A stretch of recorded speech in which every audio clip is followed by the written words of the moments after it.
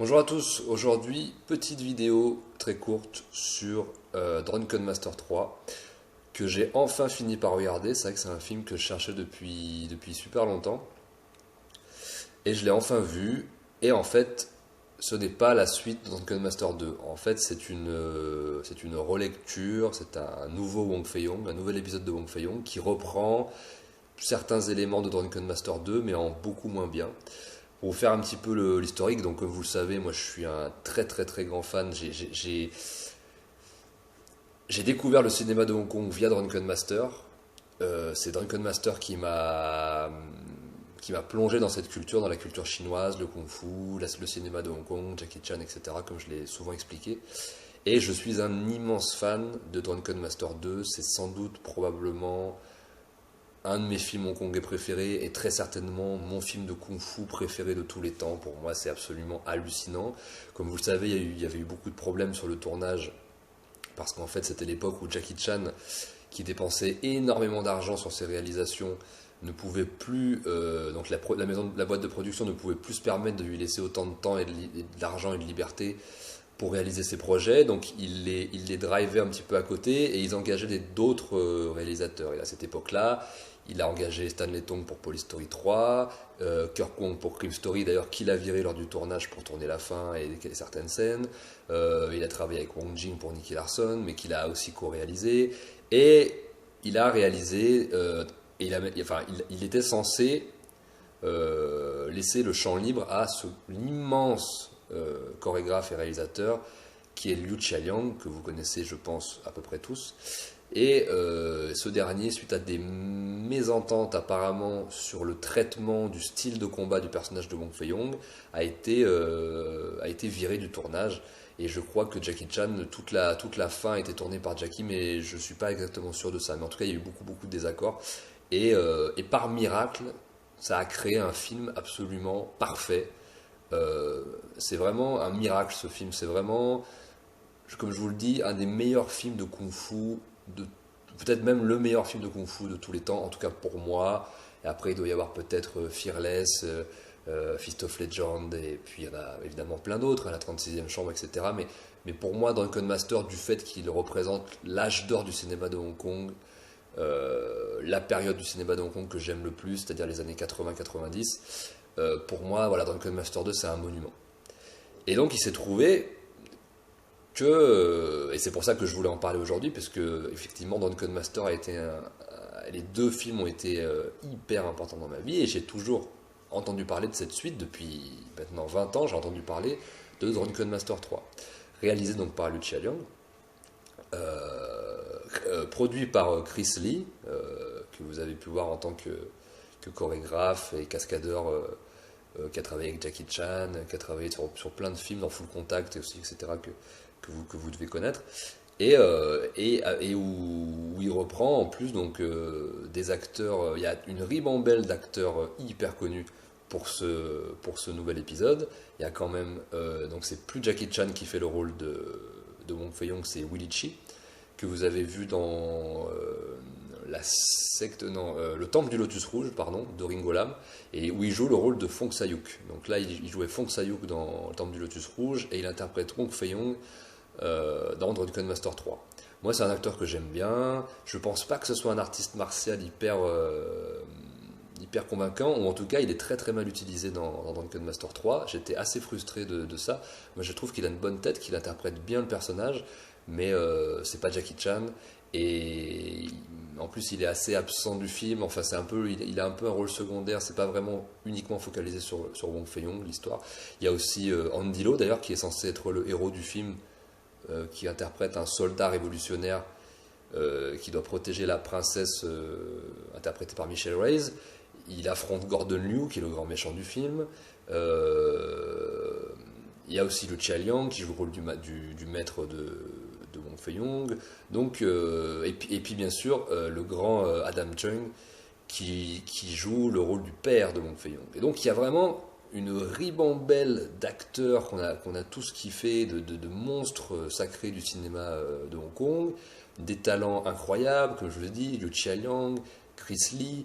Il y a parfois des morceaux il y a des combats qui sont très cool, il y a des plans qui sont hyper cool et hyper bien travaillé. On sent le Lucia Liang qu'on aime bien, et pourtant, la sauce ne prend pas du tout, et on se dit, mais comment se fait-il que ce film soit à la fois aussi bien par moment et aussi nul par moment? Déjà, le film s'appelle Dungeon Master 3 et il ne reprend en rien la suite de Dungeon Master 2. Mais alors vraiment pas du tout en fait, puisque on retrouve effectivement Wong Fei-hung, on retrouve son père, et là on apprend qu'en fait Anita Mui, qui était dans l'épisode 2, n'existe plus, ce personnage n'existe pas, et Wong Fei-hung, donc on comprend dans le film qu'il a perdu sa mère et que personne n'a remplacé sa mère. Donc déjà il y a un truc qui colle pas par rapport à ça. Ensuite on retrouve Lucia Liang, mais dans un autre rôle que dans le 2.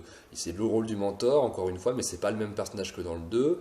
Andy Lau également, qui était dans le premier, dans le 2, et qui se retrouve dans le 3 dans un rôle beaucoup plus important. Pareil, je crois que c'est pas du tout le même personnage.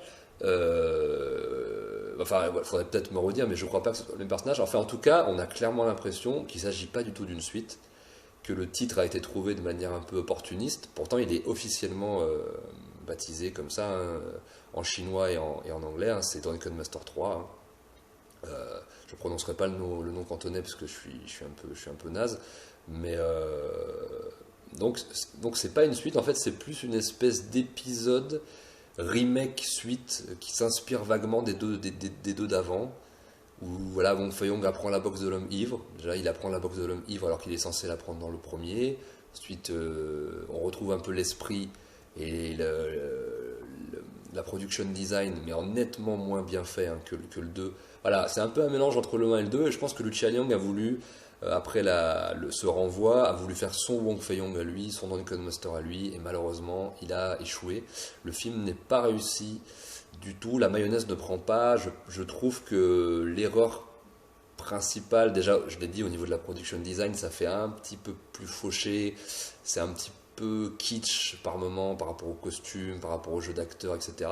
Et je le trouve, moi, pour une fois, pas exceptionnel dans sa mise en scène, même si encore une fois il y a des scènes qui sont absolument remarquables, il y a des plans qui sont absolument remarquables, mais c'est parfois noyé dans des trucs, dans des intrigues dont on se fout complètement, ou des plans où on se dit mais il les a tournés très rapidement, ou peut-être que c'est même, j'ai l'impression que c'est même pas lui qui les a tournés, certains plans. Enfin, c'est un film très brouillon par moments, c'est très bizarre.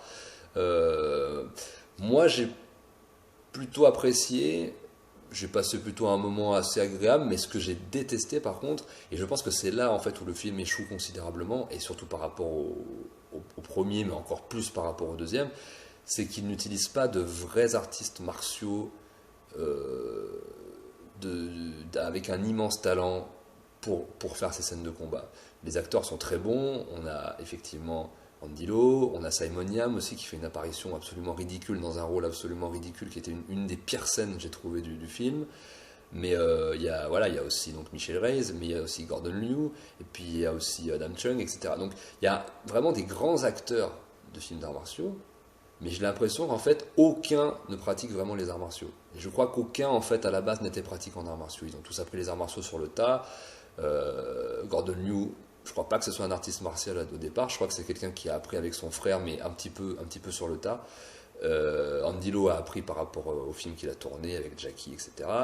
Adam Chung également. On sent que c'est des mecs, c'est des grands acteurs qui sont capables d'assimiler des chorégraphies, de s'adapter aux chorégraphies, mais c'est un peu frustrant par rapport au monstre qu'est Lucia Liang de ne pas avoir utilisé de purs artistes martiaux.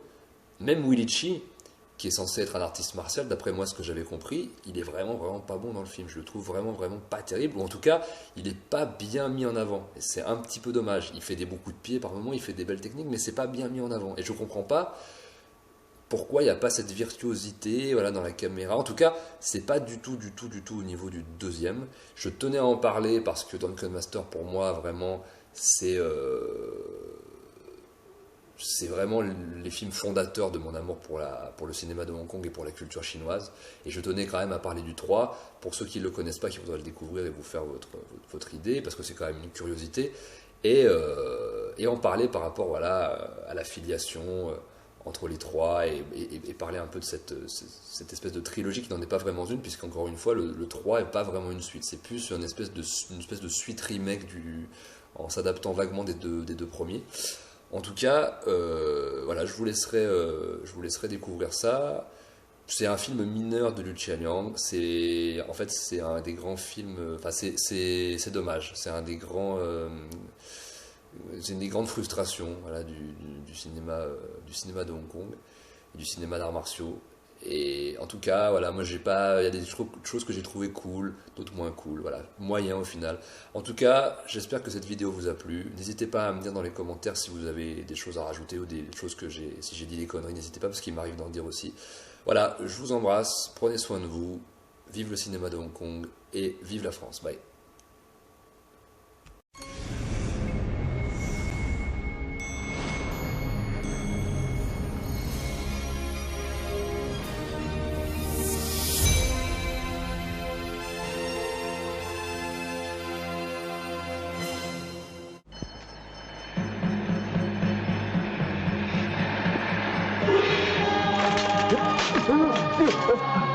All right, where's the woman?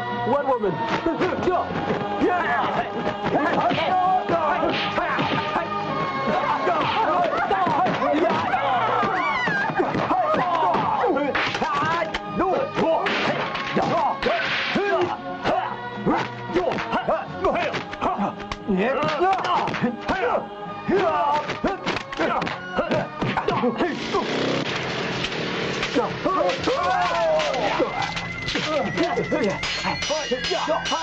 Ricky Chan, the sensational star of Fights to Win and Return of the Street Fighter, is back in Drunken Master 3.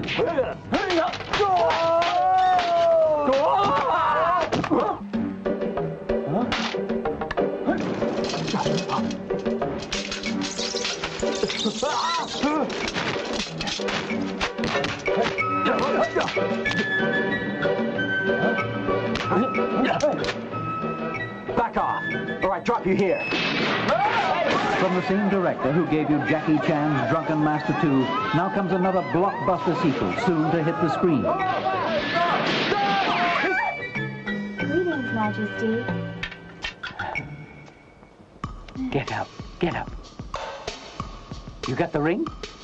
Oh, of course I do. Give it to me. Here. Holy Master, send down your power and let the White Lotus sect rise to save our country!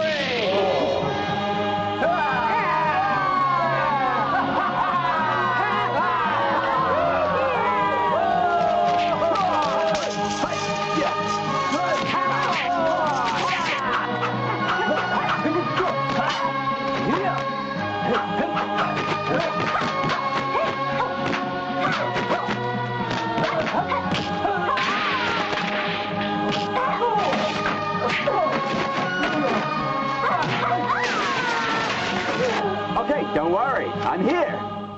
Blind!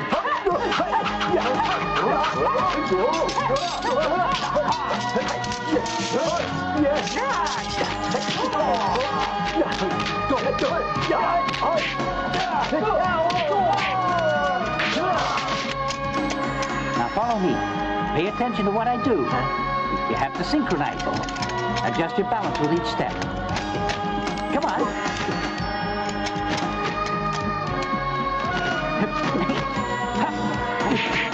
Introducing Jack Lee, the latest martial arts champion from the People's Republic of China. Watch for it.